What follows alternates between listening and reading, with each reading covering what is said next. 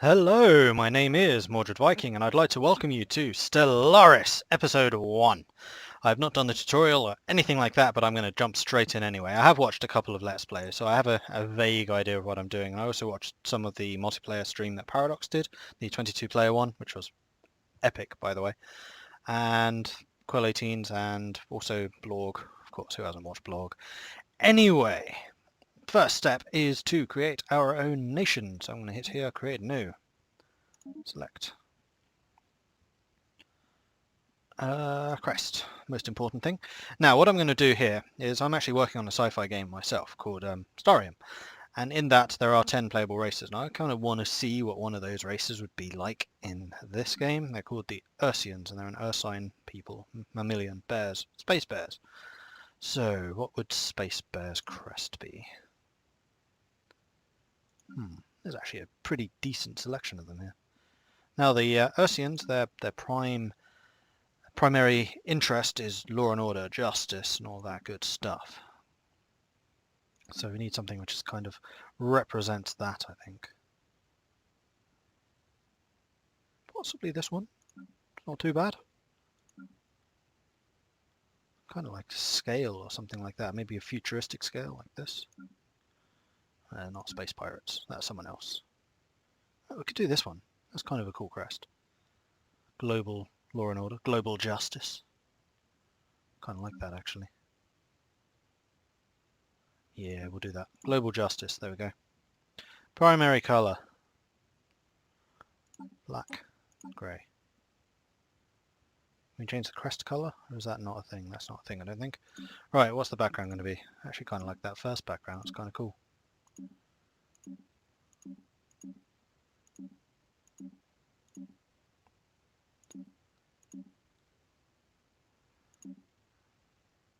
This one.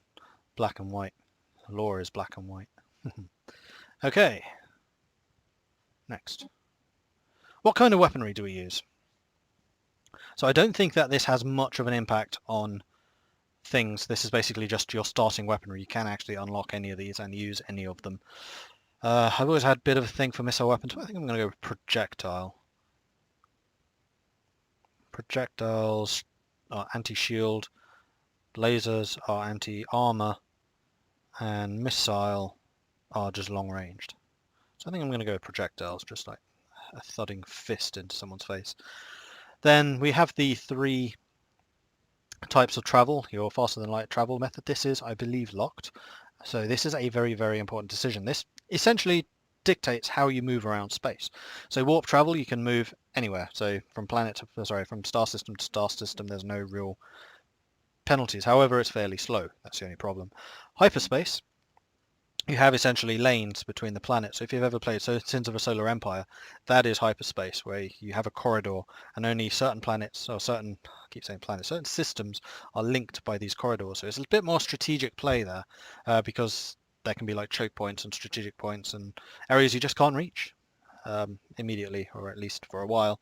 Then wormholes, where this Mass Effect, you basically have to build a wormhole generator to go anywhere else. So if you're traveling from your home system, which starts with a wormhole generator, you can teleport, or you can port out to another planet, but then you'd have to port straight back again because there is no generator there. You can always return to a generator, but you can't go from a planet without a generator to another system without a generator to another system without a generator. So you need to keep building new generators as you kind of expand through space. But I'm going to go with hyperspace because I kind of like the strategic level stuff. And we will be doing a multiplayer game as well, and I'm not going to be playing hyperspace there because half their interesting thing is the strategy. Your enemies don't know where your corridors are, but everyone's going to be watching the game anyway, so they will know, and they cheat. We are definitely a mammalian race. This is just the type of ship, so you could have like a musculoid ship and still be mammalian, but no, we're going to go with that. This is the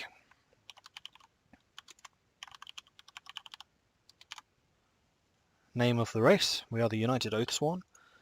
Oathsworn. And the objective, Oathsworn, I think. And then you choose names for your ships and things. We are mammalian. Now the Ursians are usually a bit more Celtic in naming convention, so we'll see if there's anything which is Celtic. You sound Dutch. Now one of the really fun things I was doing actually was building the naming generator for Starium. It's kind of like these. Holt the Magnificent.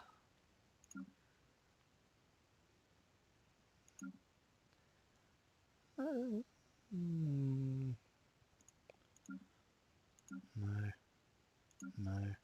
Just kind of clicking through just to see what the differences here are. It's just kind of interesting to see there's different perspectives. I haven't really seen much of the Vara, Vika, Mock. These are kind of cool.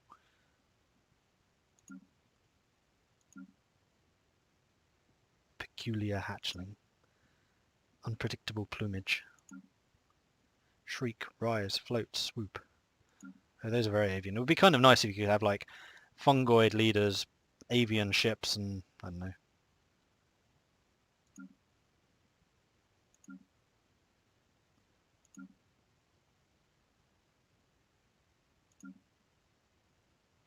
Those are Russian.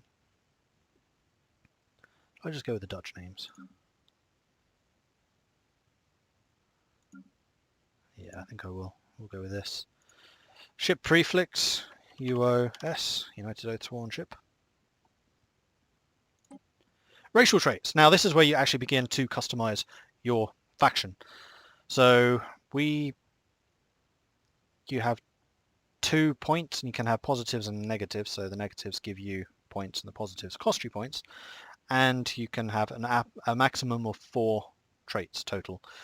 Now ordinarily I'd like to have actually read through this stuff before I actually start recording so I can tell you a bit more about what they actually do, but I have not. I've literally just finished downloading the game about 2 minutes ago and then launched straight in.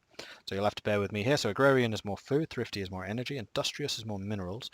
Now I hear that minerals are kind of short in the beginning, so that is what kind of caps you, but then energy becomes more important. Engineering, so this is more science.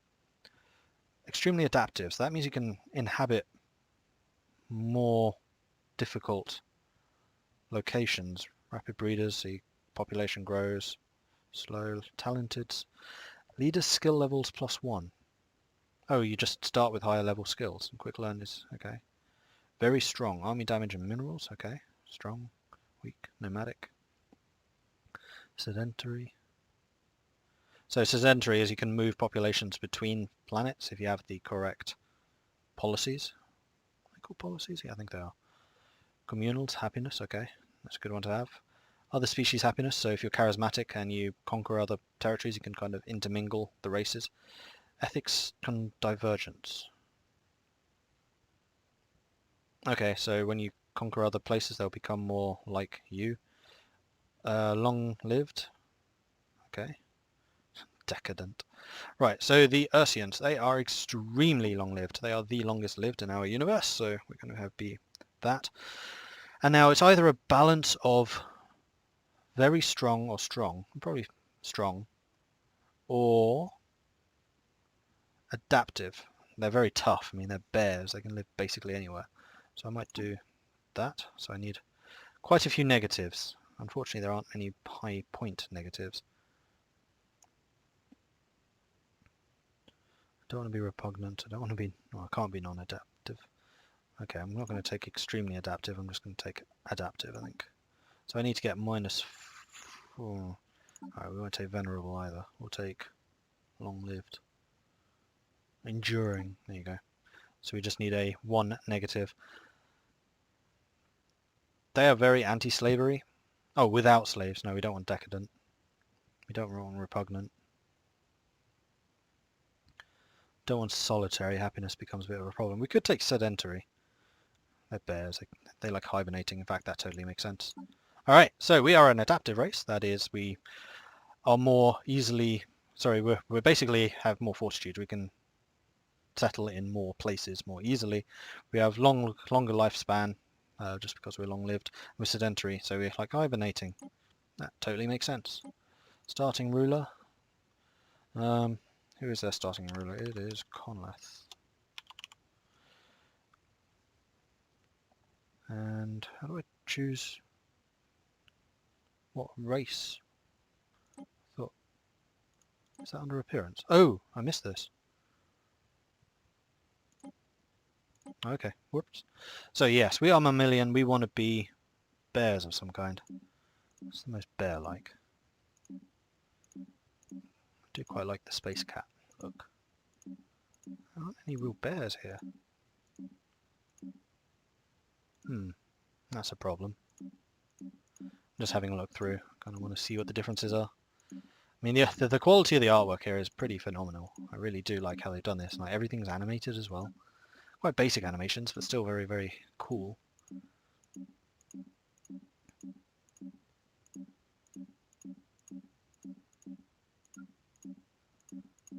Okay. No, I can't really see us being anything like the anthropods. Likewise, the moscoids, they're very alien looking. I like them, they're cool. The massive eyebrows. Space slugs. Fungoids. And one of these, of course, has already become somewhat infamous. These guys. It's the Blorg! Right, mammals. I don't really have anything which is bears. Guess that's probably the closest. I do like the cats. The cats look awesome. Be like sloth. Yeah, I think we're going to go with these guys. Just imagine they're bear-like. Ruler, Conleth. Totally forgotten what his surname is. I'm going to look that up. Can't believe I was getting that so wrong. It's Camlan, not Conleth. I should know this. I actually wrote it, and then surname was Gwytherin. There we go. Camlan Gwytherin. Colour variants? Oh, in Starium lore, it's the polar bears which are the most powerful clothing. They're also by far the rarest type, but they're the most powerful. That's kind of cool. Does it really suit him? Yeah. I'll make it suit him. He doesn't have much of a fashion. He's kind of a Bismarck type character. Homeworld. Bears like it cold. Arctic? Now I believe if you have like continental, then you can also inhabit tropical and ocean fairly easily. If you're Arctic, you can do ocean and tundra. So I think we'll probably go tundra. So we can be arid and Arctic. That actually does make sense for them. So we're going to be a tundra planet.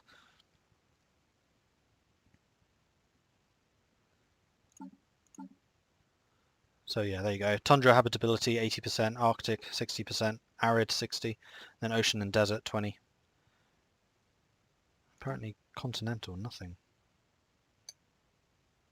No, we're going tundra. We could do Arctic.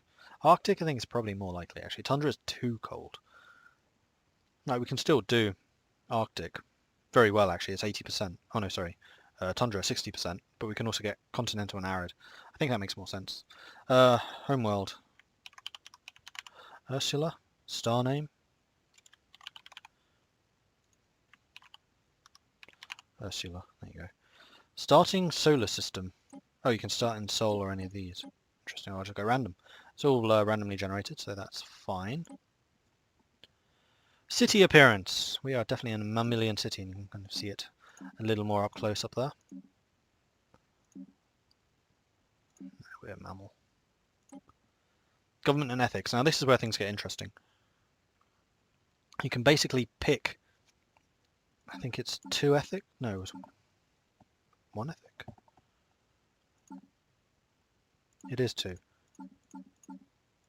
Right. You can't select between them. Well, you can have 3 ethics. Interesting.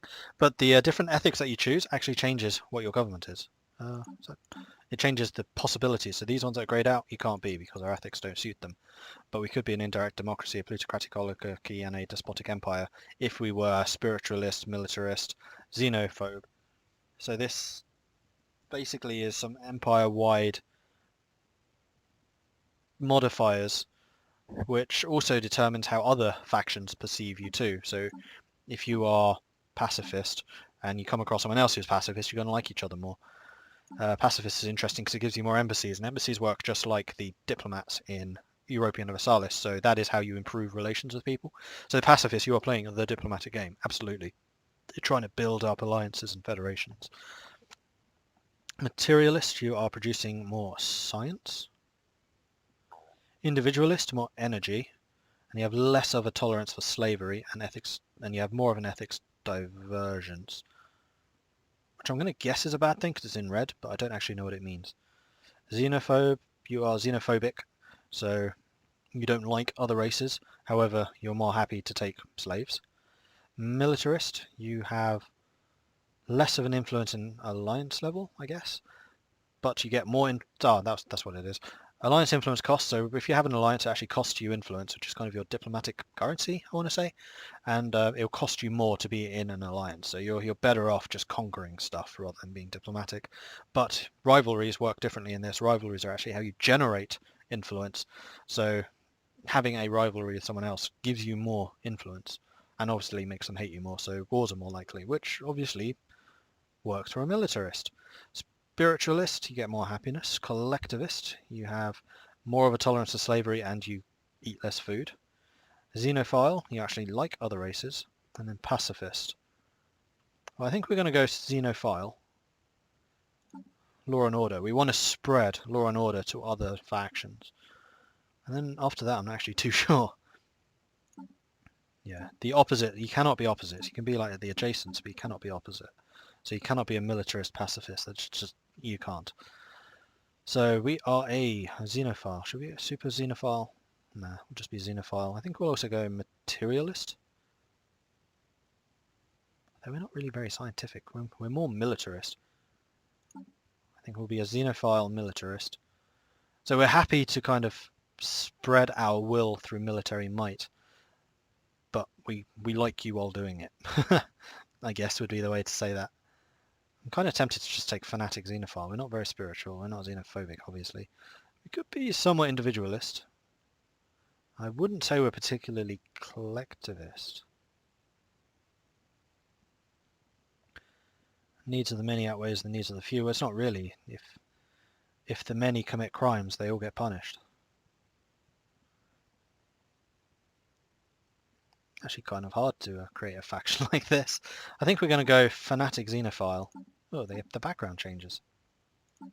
Oh, that's cool. I had not noticed that before. Oh, I like that. I am tempted by materialist just because technology is usually really, really strong. I bet this gives us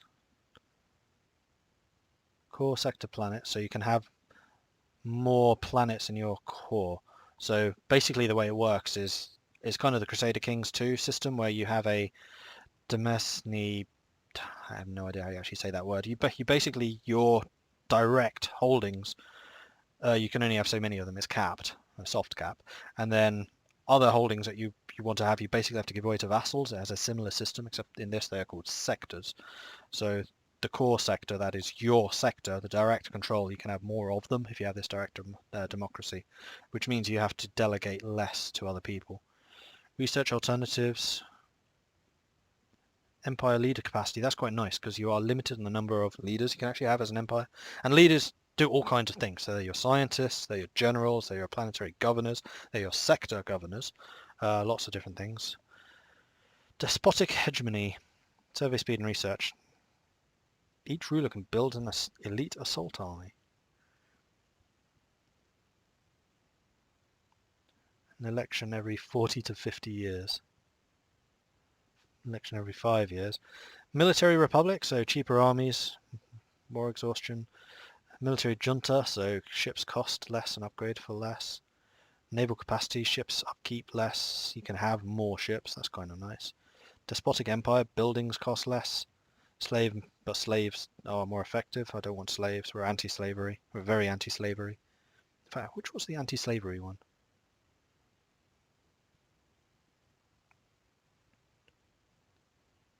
Slavery tolerance, individual. We're going to be individualist. We're not going to be materialist. We're going to be individualist. Individual laws for individual people, as long as everyone has the same law. That's just limited what we can take though, isn't it? Yes. We can no longer have these. So we have to be a military junta or a military republic. Oh wait, we've just lost Xenophile.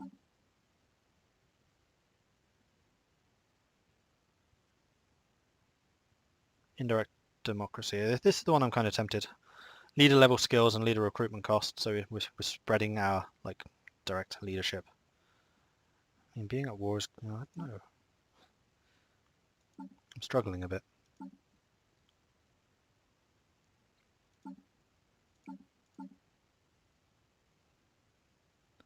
Leader pool? Oh, hang on. Leader pool size? How's that different from the other leader thing? Which one was it?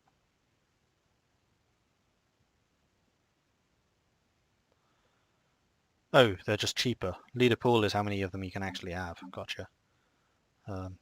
Alright, I'm actually just going to go through them all. Theocratic Republic, so this is if you're a spiritualist, you can have more core sectors and ethics. Divergence happens less. Oligarchy, same ethics divergence, and leaders cost less. Oh, and you also have the special ability, so that's the elections. And you can build a 2 monument. Slavery, far more tolerant of slavery, and resettlement's cheaper. So you basically enslave people, then move them around planets. Research speed, survey speed, that's too scientific for us. Likewise with this. Empire leader capacity, I'm not sure how that's different from the Empire leader pool. Don't know. Core sector planets, happiness. Moral democracy, this actually sounds good for us. Pacifistic form of democracy, firmly guided by moralist principles and non-violence. You don't really have the non-violence, just law and order.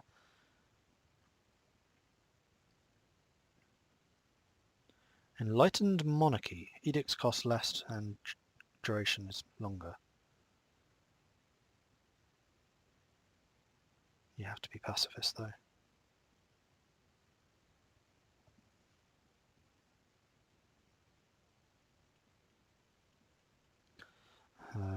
Wealthy elite? No, we're not that. An oversized military station. I'm actually really tempted by despotic empire. It's like, you will obey the law. Yeah, an absolute ruler that governs the state with an iron grip appendage, which is basically our code of laws. So we have to be... Oh, we can have that regardless of our ethics, apparently. And what was the other one? Individual. Oh, we can't have it if we're individualist. Alright, I think I'm going to do that then. Oh, I'm not sure.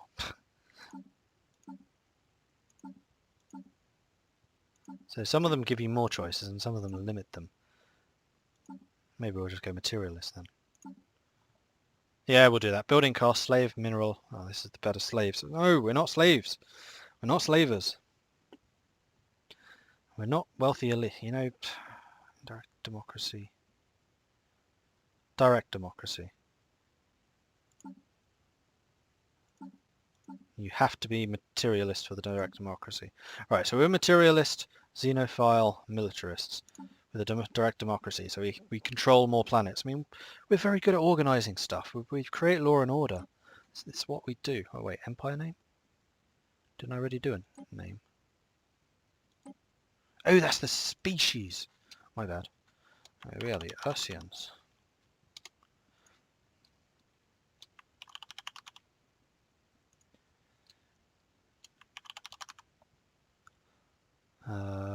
Name. We are the United Oathsworn.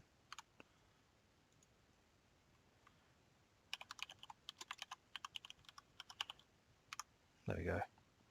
Flag. Didn't we do that already? That's that what that is. Yes. Starting weapons, projectiles, FTL, hyperspace, ship appearance, mammalian. We just did things in a weird order.